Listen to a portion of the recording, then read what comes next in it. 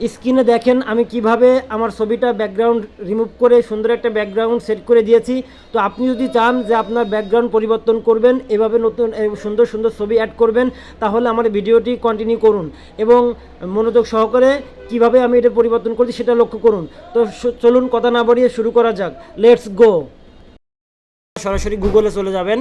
গুগলে এসে গুগলে ট্যাব দিয়ে জাস্ট আপনি শুধু লিখবেন পিক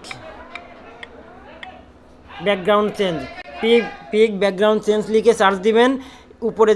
উপরে যে প্রথম যে একটা ওয়েবসাইট আসবে, এখানে আপনি একটা ট্যাব দিয়ে দিবেন। এখানে ট্যাব দিয়ে দিলে আপনার সামনে এমন একটা ইন্টারফেস চলে আসবে।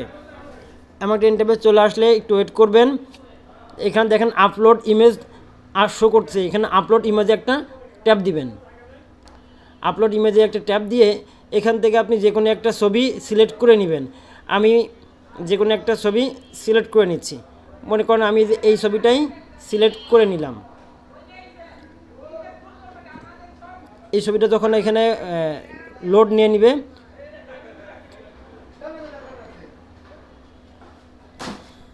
লোড নেওয়ার পর এখন আপনি এটা এর ব্যাকগ্রাউন্ড চেঞ্জ করার জন্য এখান থেকে আপনি যে কোনো একটা ব্যাকগ্রাউন্ড কালার আপনি চয়েস করতে পারবেন, যে কোনো কালার। মনে করেন আমি এই কালারটা আমি চয়েস করলাম। দেখেন নিখুঁতভাবে কিন্তু আমার ব্যাকগ্রাউন্ডটা চেঞ্জ হয়ে গেছে।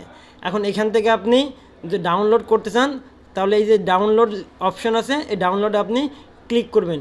এখানে কিন্তু অনেক আপনি একোস কালার ব্যাকগ্রাউন্ডের জন্য অনেক ইমেজ পেয়ে যাবেন, ব্যাকগ্রাউন্ড কালারও পেয়ে যাবেন। যদি আপনি শুধু এটা না দিয়ে যদি আপনি কালার দিতে চান, কালারটাও আপনি কিন্তু পেয়ে যাবেন। আমি কালার সিলেক্ট করলাম, দেখেন কালারটা চেঞ্জ হয়ে গেল। তা আপনি ইচ্ছা মতো আপনি এখান থেকে চেঞ্জ করে নিতে পারবেন। মনে করেন আমি যদি এই ব্যাকগ্রাউন্ডটা যদি আমি এখানে লাগাই, আমার এই ব্যাকগ্রাউন্ডটা দিলেও কিন্তু আমার এখানে এটা চেঞ্জ হয়ে যাবে।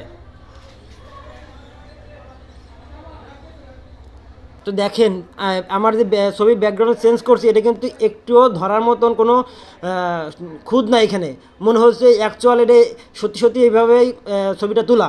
তো আপনারা আপনাদের ছবিগুলো ইচ্ছা মতন আপনারা এরকম আপনার ব্যাকগ্রাউন্ড রিমুভ করে আপনাদের পছন্দ মতন ব্যাকগ্রাউন্ড সেট করে নিতে পারবেন। এই গুগলে এসে সার্চ দিয়ে এটা আপনারা করে নেবেন। এখন ডাউনলোড করার জন্য এই ডাউনলোডে আপনারা ট্যাপ দিবেন। এই উপরে দেখেন ফাইল ডাউনলোড হয়ে গেছে, ওপেনে ট্যাপ দিই। ওপেনে ট্যাপ দিলে আপনাকে এই দেখেন সুন্দর একদম ওয়াও, এই ছবিটা দেখে কেউ বুঝবো না যে এটা এডিট করা। তো আজকে এই পর্যন্তই। যদি আমার ভিডিওটা থেকে আপনারা যদি কিছু শিখে থাকেন, তাহলে অবশ্যই শেয়ার করবেন।